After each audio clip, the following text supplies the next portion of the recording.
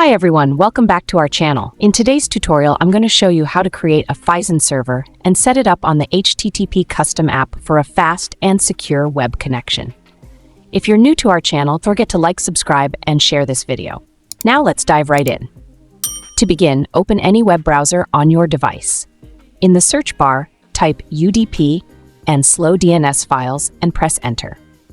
From the search results, click on the official website to access the homepage.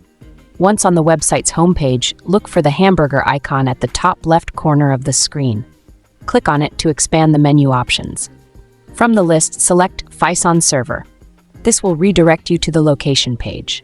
On the location page, click on your preferred server location. A 10-second countdown will begin. After the countdown finishes, your server will be created automatically. Once your server is ready, click the copy button to copy the server details to your clipboard. These details will be used to set up the server on the HTTP Custom app. Now, head over to your device's Play Store. In the search bar, type HTTP Custom and select the app from the search results. Click the Install button to download it. Once installed, open the app to proceed. Configure the Phison server on HTTP Custom. On the app's homepage, you'll see various options. Start by checking the Psiphon checkbox to enable it. Next, click on the upper plugin icon, which will open a small settings window. From here, select Psiphon Settings to open a new page.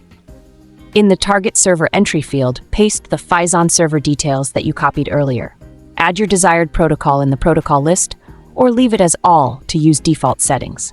Once done, go back to the app's homepage. On the homepage, click the Connect button. The app will establish a secure web connection using the Phison server you created. And that's it. You're now connected and ready to browse securely. If you found this tutorial helpful, don't forget to like, subscribe to our channel, and share this video with your friends. Let us know in the comments if you have any questions or need further assistance. Thanks for watching, and I'll see you in the next video.